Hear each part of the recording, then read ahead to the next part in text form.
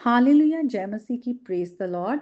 आज ये नया दिन खुदा ने अपनी बड़ी करुणा से हमें दिया है। वो हमारे प्रभु हैं, उन्होंने हमें ज़िंदगी दी है, उनका हमारे ज़िंदगी पर अधिकार है। हम उनकी महिमा के लिए जिए। उन्होंने हमें अपने स्वरूप और समानता में बनाया है। हम उनके साथ एक रिश्ते में, आज हम यीशु मसीह के द्वारा उनके बेटे और बेटियां हैं। तो आइए हम अपने परमेश्वर की इच्छा को जाने, अपने पिता की इच्छा को, और उसमें चलें। हम वचन में आएंगे, लूका की अंजील उसके 14 चैप्टर में आएंगे, फर्स्ट वर्स ऑनवर्ड पढ़े। तो वहां पर यीशु मसीह एक दिन एक फरीसियों के सरदार के घर में खाना खाने को आते हैं। और वहां पर हम देखते हैं कि जो बहुत सारे फरीसी और भी लोग हैं, और जो फरीसी लोग थे वो यीशु मसीह से जलते थे, क्योंकि यीशु मसीह कहते थे कि मैं पिता की ओर से आया हूँ। और वो जिस अधिकार के साथ शिक्षा दिया करते थे, उन सब बातों को वो पसंद नहीं करते थे। वो चाहते थे यीशु मसीह को वो गलत साबित करे, उनकी बातों में ही उलझा दे। और वहां पर तब हम देखते हैं कि एक मनुष्य आता है जिसको रोग लगा हुआ है। तो यीशु मसीह जो है वो खुदा है, हम जानते हैं कि वो फुली गॉड फुली मैन। तो वो मनुष्य के अंदर की बातों को पढ़ लेते थे, इसलिए वो उन्हीं की ओर मुड़कर, फरीसियों की ओर मुड़कर उनसे पूछते हैं कि क्या सबत के दिन चंगाई देना उचित है। तो उसके बाद यीशु मसीह उस मनुष्य को चंगा करते, वो वहां से चला जाता है। और तब यीशु मसीह उनकी ओर मुड़कर कहते कि तुम में से कौन है कि अगर तुम्हारा कोई बैल या गधा अगर वो गड्ढे में गिर जाए तो तुम उसे निकालोगे नहीं। तो यहाँ पर हम देखते हैं कि सबत के दिन चंगाई की बात हो रही है। तो हम अगर पुराने नियम में जाएं, वहां देखते हैं परमेश्वर ने जब सृष्टि की रचना की, 6 दिन सृष्टि की रचना के बाद 7वें दिन आराम किया और उसे सबत रेस्ट कहा। और उस दिन हमारे लिए एक पैटर्न साबित जो है एक रखा कि किस तरह से हम जो है, खुदा ने हमें काम करने के लिए बनाया। हम काम करते हैं लेकिन हमें परमेश्वर को भी समय देना है, जिसने हमें बनाया है। हम उसकी प्रेजेंस में आना है, वहीं पर हम विश्राम पाते हैं। वहीं पर हम जो है हम जब खुदा को याद करते हैं, उसको महिमा देते हैं, उसने हमारी जिंदगी में क्या किया, हम फेलोशिप करते हैं खुदा के साथ और अपने भाई बहनों के साथ। जो यहूदी लोग थे वो फ्राइडे को तैयारी शुरू कर देते थे और सैटरडे उनका सबत होता था। नए नियम में जब हम आते हैं, प्रभु यीशु मसीह के रेजरेक्शन के बाद जो है, हम जो है संडे का दिन जो है हम उसे सेट अपार्ट करते हैं कि मंडे टू सैटरडे काम करने के बाद हम संडे को वर्शिप करते हैं, मिलते हैं हम भाई बहन सब। और हम फेलोशिप करके खुदा के नाम को महिमा देते हैं, वचन को पढ़ते हैं, खुदा के प्रेजेंस में हम जो है टाइम स्पेंड करते हैं। तो ऐसा है, हम बहुत से जो मुस्लिम कंट्रीज है वहां पर हम देखते हैं कि फ्राइडे वहां पर छुट्टी होती है। तो वहां पर जो लोग हैं सैटरडे से लेके थर्सडे तक जो है वो उनका काम का दिन होता है, लेकिन वो जो है फ्राइडे को वो जो है वो विश्राम दिन होता है। तो अलग अलग देशों में अलग अलग तरह से जो लोग जो है सबत रेस्ट या विश्राम दिन को जो है सेलिब्रेट करते हैं।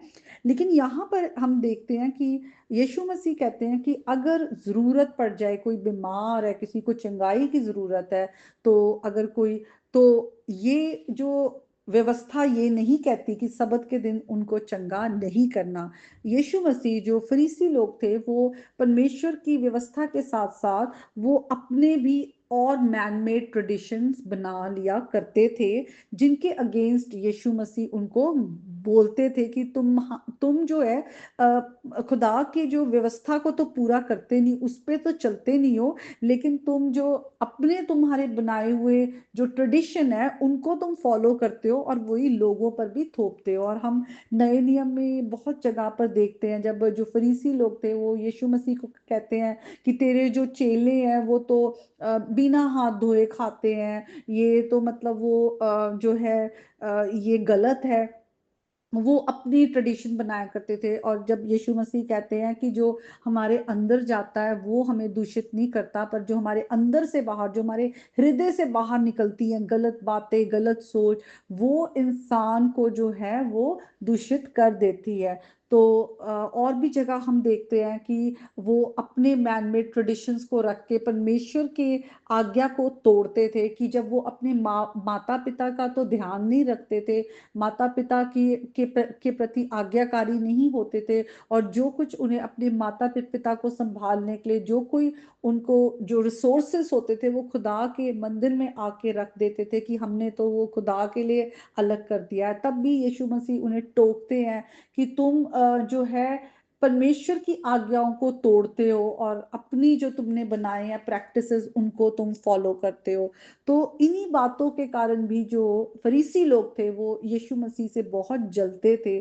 और हम अगर 13 चैप्टर में आए तो वहां भी यीशु मसीह जब आराधनालय में एक कुबड़ी औरत को चंगा करते, तब भी वो ये बात को खड़ा करते कि सबत के दिन क्यों, बाकी 6 दिन है तब वो आए चंगाई के लिए, सबत के दिन नहीं आना चंगाई के लिए। तो यीशु मसीह उनको कपटी कहते हैं, उनको ढोंगी कहते हैं, कि तुम परमेश्वर की जो व्यवस्था है उसकी आज्ञा को तुम महत्व नहीं देते, तुम अपनी जो तुम्हारी बनाई हुई जो अरेंजमेंट्स है या ट्रेडिशंस है उनको तुम प्रभु की आज्ञा से ऊपर रखते हो।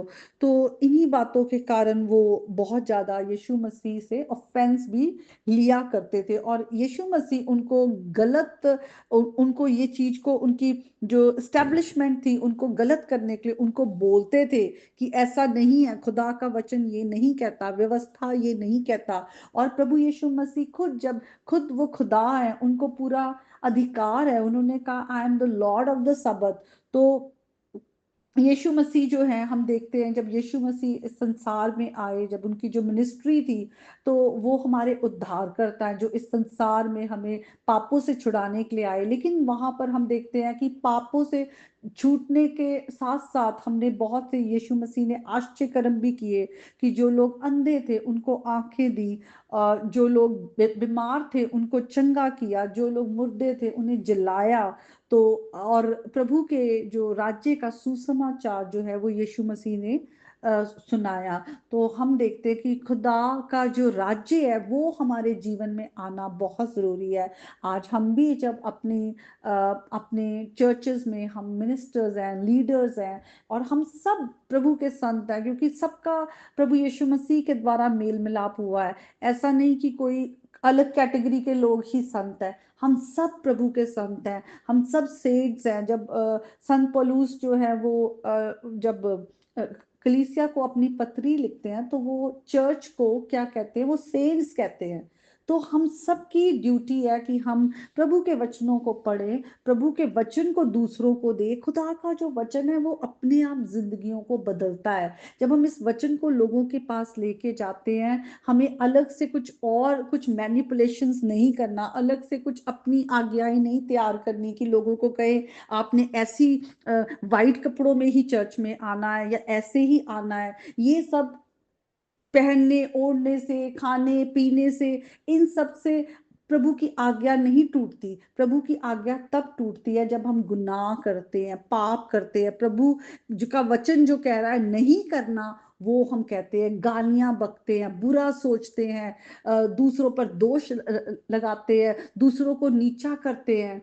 और जब हम गलत नशों में रहते हैं, जो प्रभु का वचन कहता है हमें नहीं करना, हमारा जो हृदय है वो अंदर से हमारे अंदर बदलाव आना बहुत जरूरी है। हम ज्यादा से ज्यादा ज्यादा जो सुसमाचार है वो लोगों तक पहुंचाएं, ताकि खुदा के वचन में सामर्थ है जिंदगियों को बदलने के लिए। जब खुदा का वचन लोगों के पास आएगा उनकी जिंदगी खुद ही बदल जाएगी, क्योंकि खुदा का आत्मा उन्हें कन्विक्ट करेगा कि हम सब गुनाहगार हैं, हम सब कमजोर हैं, हम अपने आप को बचा ही नहीं सकते, और हमें एक सेवियर की जरूरत है, उद्धारकर्ता की जरूरत है। और वो उद्धारकर्ता प्रभु यीशु मसीह है जो इस संसार में आए, हमारे लिए उन्होंने एक राइचियस लाइफ जी, परफेक्ट लाइफ, और हमारे लिए व्यवस्था को पूरा किया, और हमारे लिए क्रूस पर उन्होंने अपनी जान दी, अपना लहू बहाकर हमें पापों से छुड़ाया और हमें पाप की गुलामी से छुड़ाया, शैतान की गुलामी से छुड़ाया, अंधकार से छुड़ाया और परमेश्वर के साथ हमारा मेल मिलाप कराया और हमेशा का जीवन हमें दिया है। और वो जीवन जो धार्मिकता का है, फिर हमें अपने पाप की जिंदगी से मुड़कर प्रभु की ओर मुड़कर आगे बढ़ना है। तो आज का ये वचन है, आज के इस वचन के द्वारा प्रभु आप सबको बहुत आशीष दे। प्रभु यीशु के नाम में आमीन।